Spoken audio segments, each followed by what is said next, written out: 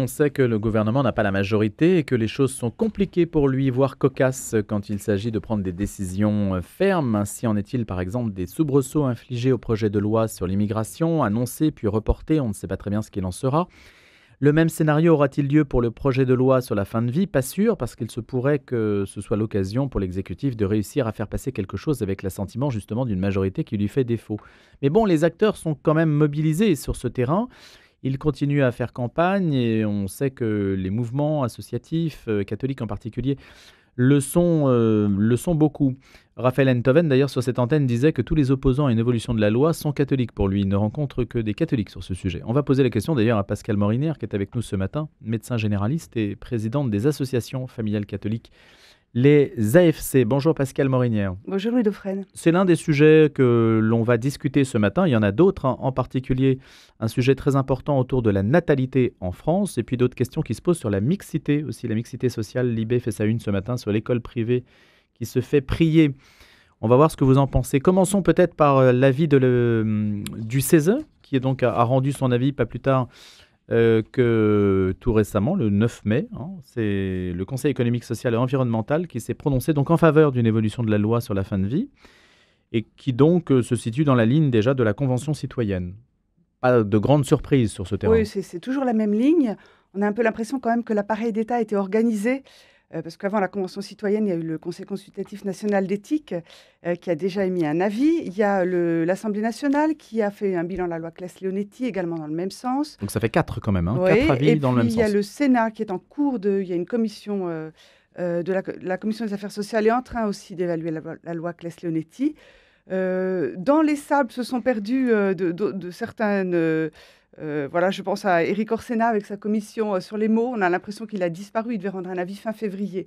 Et je crois qu'il a renoncé à cela. Mais en tout cas, voilà, tout est organisé dans un seul et même sens pour convaincre. Macron avait dit que les manifestants de 2012-2013 avaient été humiliés et méprisés. Il ne veut pas faire ça, mais on l'a déjà vu pour la bioéthique. Il ne fait pas ça, mais il y a une autre façon, une espèce d'emprise douce où petit à petit, chaque organisme rend son avis, mais tout concourt dans le même sens unique. N'écoute pas les voix de l'opposition, pas du tout. Là, je remarque que là, de l'avis du CESE, il y a l'illusion de vouloir répondre à toutes les situations. Ils argumentent en disant on ne répond pas à toutes les situations. Mais en fait, la loi, si elle veut répondre à toutes les situations, la loi en général, si elle répond à toutes les situations, en fait, elle est oppressive. Parce qu'elle met chacun dans une petite case de manière étroite. Ne pas répondre à toutes les situations laisse la liberté des soignants. Je suis médecin, donc je vois de quoi je parle. Devant un patient, c'est jamais la même situation. On ne peut pas tout prévoir. Il y a aussi l'ambition dans l'avis du CESE d'en finir avec les euthanasies illégales. Or, on sait qu'en Belgique, il y a une euthanasie sur 3 qui est illégale, d'après le professeur Timothy DeVos, qui a publié le livre L'envers du décor sur la situation réelle de ce qui se passe en Belgique. Et on voit qu'en fait, quand il y a la loi, il y a comme on s'habitue en fait à pouvoir donner la mort et les mentalités changent. J'en veux aussi pour preuve, au Canada récemment, en avril, il y a eu un sondage qui montre que 27% des Canadiens trouveraient très bien que les personnes pauvres puissent bénéficier de l'aide médicale à mourir, l'AMM, comme ils appellent ça. Le bénéficier est quelque chose d'un petit peu sordide. Oui, mais c'est comme ça que c'est dit. 50% des personnes pensent que les personnes handicapées aussi, et ça monte à 60% pour les 18-34 ans. Voilà, donc on voit bien... Au Canada. Au Canada, la loi habitue peu à peu les esprits à une espèce de facilitation du fait de donner la mort. Il y a des François, outre le pape, qui se sont mobilisés, François Braun, François Bayrou. Exactement. Et d'ailleurs, par rapport à ce que vous disiez sur Raphaël Enthoven, non, il n'y a pas que les catholiques. La preuve, les médecins. François Braun est médecin, mais avant lui, il y a 800 000 soignants. Il y a eu cette fameuse pétition à l'automne. 800 000 soignants se sont mobilisés pour dire qu'ils ne voulaient pas de cette loi. Et donc, je trouve ça quand même incroyable qu'on n'écoute pas ceux qui sont les professionnels du bien mourir, les médecins. Voilà, les soignants, et particulièrement les soignants de soins palliatifs qui sont massivement opposés à cette loi. C'est incroyable de voir ça. Est-ce qu'on écoute les AFC ? Écoutez, nous, on n'est pas chargé de le faire croire, on est chargé de le dire. C'est comme ça que j'aborde les choses. De temps en temps, on a des bonnes surprises. Est-ce qu'on nous écoute ? Oui, parfois. Et souvent, on est un petit peu comme les catholiques actuellement, une voix qui crie dans le désert. Mais je crois que, comme le disait Mère Teresa, s'il n'y avait pas cette voix ou cette goutte d'eau, elle manquerait. Peut-être, Pascale Morinière, faut-il expliquer ce que représentent quand même les AFC sur le plan institutionnel même, hein, le lien et l'envergure que vous avez pour expliquer un peu aussi votre positionnement, ce que vous représentez. Oui, tout à fait. Les AFC, c'est une longue histoire qui débute il y a 118 ans, au moment de la séparation de l'Église et de l'État. Se sont créés à ce moment-là. Et puis, il y a une autre date importante pour nous, qui est 1945, les fameuses ordonnances signées par De Gaulle. De Gaulle était pétri de doctrine sociale de l'Église et donc il organise la représentativité de la société civile pour 2 domaines importants de nos vies.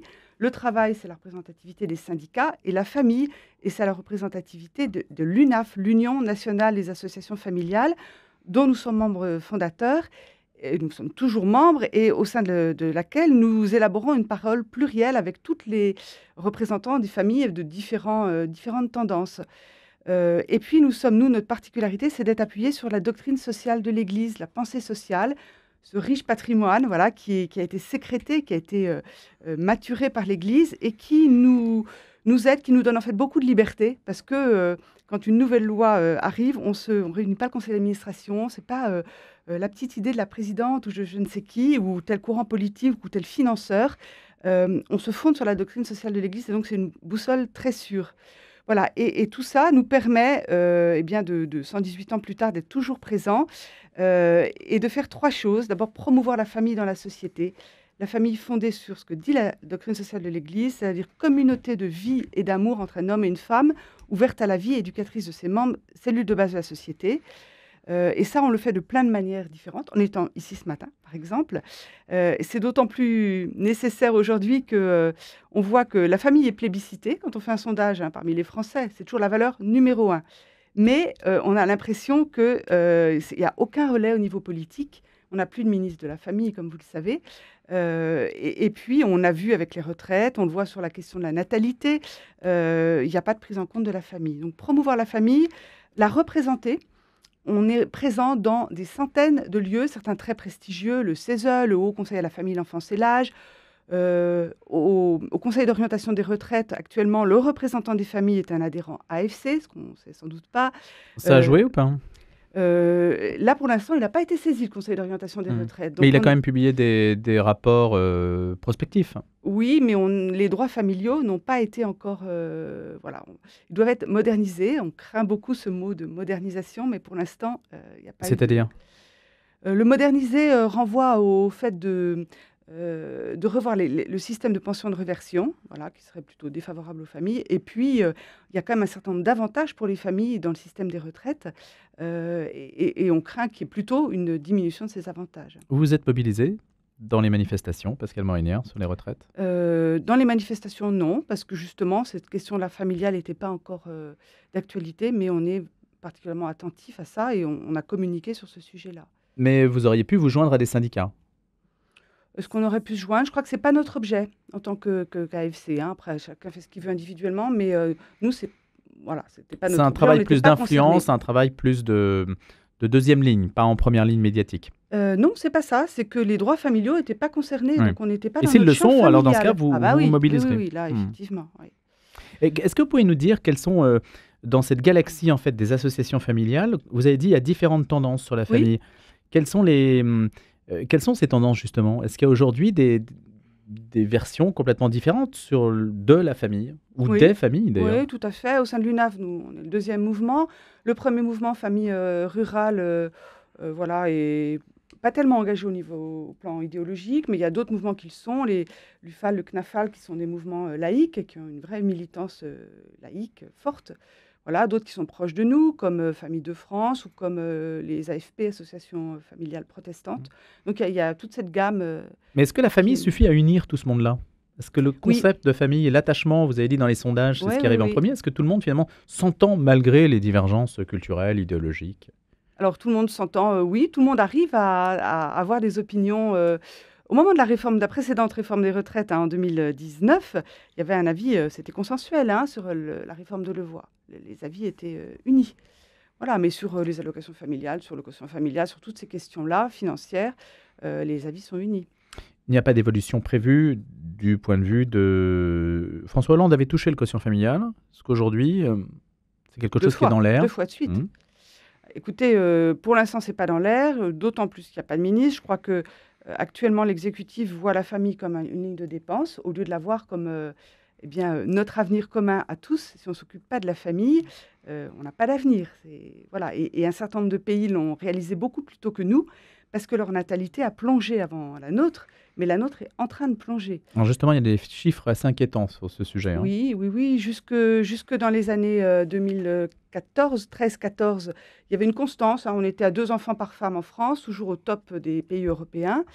Et puis, détricotage de la politique familiale, ce que vous citiez, c'est-à-dire les allocations familiales réduites, le quotient familial a baissé, et aussitôt l'année suivante, la natalité a commencé à baisser. Voilà. Et depuis, elle n'a pas cessé de baisser. On est aujourd'hui à 1,8 enfants par femme. L'Europe est à 1,5, donc on est toujours plutôt bien situé. Le problème, c'est que depuis juillet dernier, chaque mois, la natalité est inférieure au mois de l'année d'avant. Voilà. Et depuis le début de l'année, on est à moins 6% de naissance. Donc là, il y a vraiment une chute, moins 9% en décembre dernier. Il y a vraiment, au milieu de la chute, il y a vraiment un basculement qui est en train de se produire, qui a été un peu évoqué au moment de la réforme des retraites. Certains ont dit le problème de fond, c'est la natalité, mais il n'y a pas de vraie politique qui a été mise en place. Voilà. C'est le signe qu'une société va mal ou va bien, au contraire? Parce qu'on s'aperçoit que pendant les périodes de guerre, les périodes très troublées, la natalité parfois se porte très très bien. En tout cas, on a des enfants, on a envie d'avoir des enfants quand ça va mal souvent. Et quand ça va bien... C'est ça, c'est un problème de riche en fait. Voilà, étonnamment, vous voyez, étonnamment, c'est comme s'il y avait un gâteau, et plus le gâteau est gros, moins on a envie de faire de part dedans. C'est comme ça que ça se passe, sauf un pays, c'est Israël, qui est un pays riche, qui est toujours à 3 enfants par femme, mais qui est un pays un peu différent des autres pays occidentaux, qui est un pays militant. Mais les autres pays européens ont beaucoup de mal à... Voilà. C'est pour concurrencer les Palestiniens qui sont à 7 enfants par femme peut-être. Certains pays ont déjà mis en place des mesures. Je pense à l'Allemagne, je pense à l'Italie, voilà, des mesures. Et on voit l'Allemagne a mis en place des mesures natalistes. Alors, pas natalistes, de politique familiale. Mesures natalistes, c'est des mesures qui instrumentalisent les familles pour faire des enfants. C'est un petit peu ce qu'on a reproché pendant longtemps, c'est faire de la chair à canon. C'était ce qui se vivait même en France. L'Allemagne est plutôt sur des mesures d'accueil des enfants, en particulier facilitant autour de l'école. Vous savez que l'école n'était accessible que le matin, donc les femmes ne pouvaient pas travailler. Voilà. Ça a été mis en place en 2005 et la natalité remonte en Allemagne. Voilà. Comme elle remonte en Hongrie aussi, où il y a mis des mesures assez fortes. L'Italie, c'est récent, donc ça va être intéressant d'observer ce qui se passe en Italie et voir si la natalité remonte. Donc, et la Chine, ça c'est assez intéressant à regarder, qui a bridé la natalité et qui a mis vraiment un verrou, a autorisé 2 enfants par femme, puis 3 enfants par femme. La natalité continue de chuter et la Chine est en train de se demander si elle ne va pas interdire l'avortement, tellement ils sont dans une situation... En revanche, l'Inde, c'est apparemment la courbe inverse. Alors l'Inde, c'est la courbe inverse et pour l'instant, il n'y a rien qui montre qu'il y a un infléchissement. Mais on ne touche pas à la natalité d'un pays sans conséquences à long terme, comme on peut le voir en Chine. Sur la question de la politique familiale, est-ce qu'il y a une hypocrisie que personne ne dit ou très peu de gens qui consiste à sous-entendre que si on met en place une politique familiale dynamique, en fait, ce sont surtout les personnes d'origine étrangère ou d'autres cultures qui auront des enfants? Il y a différentes politiques à mener. Il y a une politique de l'immigration qui est à mener en parallèle à la politique familiale. L'UNAF est chargée du bien de veiller sur toutes les familles sur le territoire français. Voyez, pas sur... Quelle que soit la carte d'identité. Sur le territoire français, qui habite en France. Voilà. Donc c'est notre mission et c'est à ça qu'on s'attache. Je ne pense pas que l'Église soit... ni ça. Enfin, voilà, l'Église est attentive aussi à prendre soin des plus petits, des plus fragiles, des enfants qui sont déjà là. Maintenant, il y a une politique migratoire à mener qui n'est pas dans notre champ, mais je pense qu'on est nombreux à l'appeler quand même. Mais ça voudrait dire qu'il y a une contradiction entre la politique migratoire et la politique familiale. Si je favorise la famille, je favorise de fait l'immigration ou de fait les populations venues de l'immigration. C'est un faux débat parce qu'on sait qu'au bout d'une génération, les familles immigrées ont exactement le même taux de natalité que les familles de souche d'origine française. Donc c'est un faux débat. Ça, ce n'est plus un sujet. Non, ce n'est pas un sujet en soi. Alors, Pascale Morinière, il y a aussi des questions que l'on se posait autour de la... Donc, je reviens au premier sujet. Le premier sujet, c'était le CESE, la fin de vie. Vous êtes toujours sur ce terrain. Vous attendez, en fait, qu'est-ce que vous attendez? Est-ce qu'on attend encore un texte avant l'été? Alors, qu'est-ce qui est annoncé? Il y a un texte qui est annoncé pour la fin de l'été. avant la fin de l'été, a dit Emmanuel Macron le 3 avril. Mais on verra bien. On verra ce qui va arriver. C'est pas encore fait. C'est dans les propositions, c'est dans la feuille de route d'Elisabeth Borne. Elle en a pas parlé, mais dans le texte, Oui. si on va le chercher, oui, c'est toujours présent. Voilà. Après, on va voir les choses qui vont arriver. Beaucoup peut se passer au niveau politique intérieur, hein, donc c'est. On va suivre ça Voilà. de Et près. puis même une fois le texte arrivé, eh bien, il y a toute la bataille des amendements qui fera que voilà, les choses peuvent aussi évoluer. On verra si l'agenda est tenu. Sur la question de la natalité, tout ce que vous avez mentionné, ça fait l'objet d'une prise de conscience, d'un écho de la part des politiques. Vous citiez François Bayrou, le haut-commissaire au plan. Oui, il est le premier à avoir levé le sujet, il y a 2 ans maintenant, dans un rapport. Sinon, assez peu, ou alors plutôt à droite, mais voilà, la majorité présidentielle, en tout cas, n'est pas du tout mobilisée sur cette question-là. Je crois que c'est ce qui fonde la Renaissance, et c'est quand même une vision très individualiste des droits. Et donc, il n'y a pas cette vision d'ensemble, de bien commun, de solidarité entre les générations. Tout ça n'apparaît pas dans le discours qu'ils tiennent. Et ça se sent en fait dans la manière d'envisager les décisions publiques. C'est ça. C'est ça. Ce n'est pas fondé par la question familiale. Alors même qu'on vit tous en famille, et on l'a vu au moment des confinements, ceux qui n'ont pas de famille, c'est-à-dire finalement une personne sur 6, parce qu'il y a une épidémie de solitude quand même dans nos pays occidentaux riches, ceux qui n'ont pas de famille sont en grande difficulté.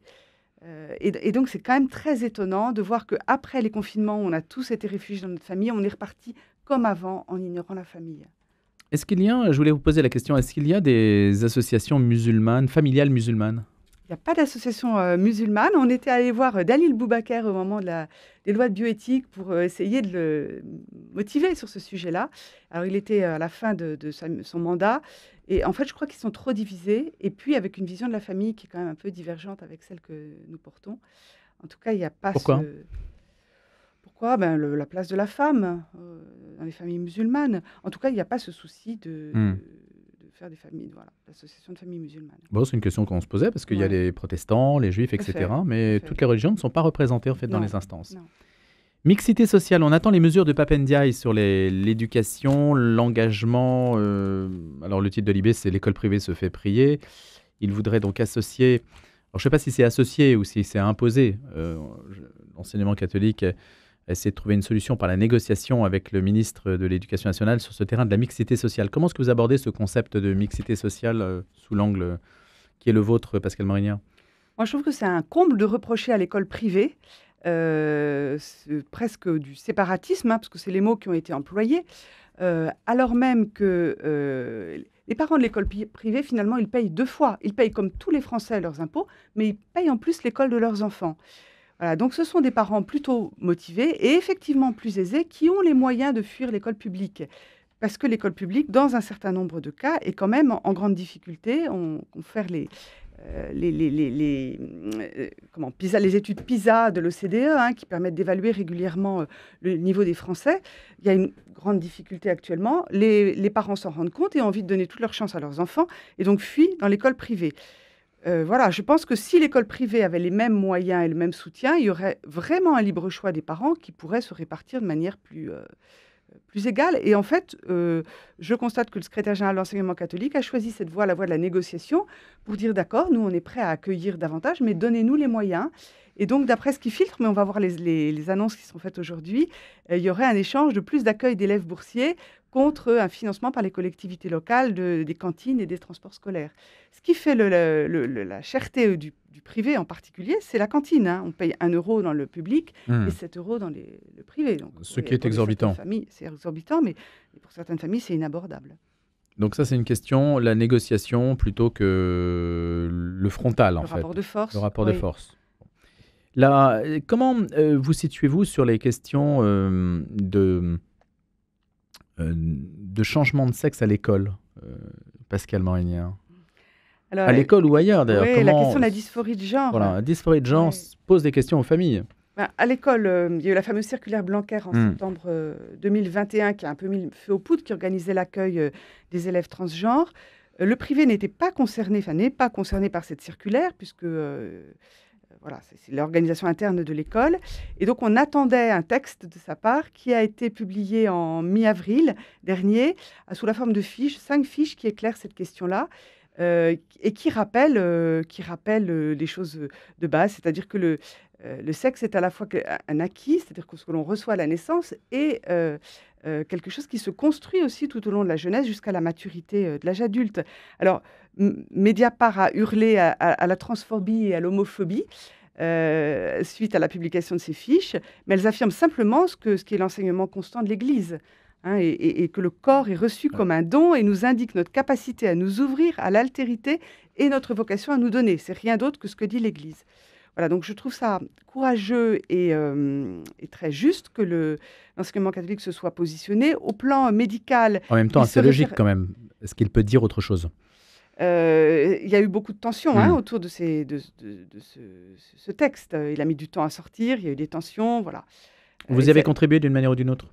on y a un petit peu contribué. On a été écouté plusieurs fois par le secrétariat général, et puis on est cité dans le texte parce qu'on a aussi fait des travaux sur ce sujet-là pour aider les parents à répondre à leurs enfants. Donc là aussi, c'est une sorte de point d'équilibre qui a été trouvé, qui est plutôt, qui permet de sortir de manière satisfaisante de quelque chose qui pouvait s'envenimer. Oui, c'est pas des recettes. Alors certains disent: «Ah là là, on dit pas assez ce qu'il faut faire», Mhm. et une fois de plus, je le disais tout à l'heure à propos de la loi, les recettes, elles enferment, et je pense que les chefs d'établissement qui sont confrontés à ces sujets-là, c'est à chaque fois une situation différente, et de donner du fond, de la réflexion, des points de repère, mais pas une recette, est toujours meilleur pour s'adapter à la situation de chaque famille qui est en difficulté avec ce genre de demande de leurs enfants systématiquement. Un dernier mot, Pascal Morinière, sur le mot même de famille aujourd'hui. On a le sentiment que ce mot, je ne sais pas s'il a vieilli, je n'en sais rien, mais il y a un besoin de l'expliquer, peut-être qui est plus grand qu'il ne l'était. Ce n'est plus une évidence pour tous. Il y a une quantité d'aspirations, quand vous avez cité Renaissance et les droits individualistes, qui consistent à dire que la famille, finalement, ça repose beaucoup aussi sur le choix et pas sur l'héritage. Finalement, on choisit Oui, sa famille. maintenant Est-ce qu'on ne peut pas choisir aussi? il faut rester sur le réel, Hmm. et le réel nous montre que, Mais le réel peut changer aussi selon les choix. Vous voyez, oui, non? oui, mais enfin aujourd'hui, 66 des enfants vivent avec leurs 2 parents de naissance. On ne le dit pas assez, hein, parce Hmm. qu'on entend beaucoup maintenant, il y a différentes façons de faire famille qui est répétée à l'envi. 66 les 2 tiers des enfants vivent avec leur père et leur mère. Moins de 0,2 des enfants vivent avec 2 adultes de même sexe. Voilà, et puis 9 des enfants vivent en famille recomposée. Ce qui a augmenté, ce sont les familles monoparentales, au détriment des familles unies. Et donc en fait, ce qui augmente, c'est la précarité,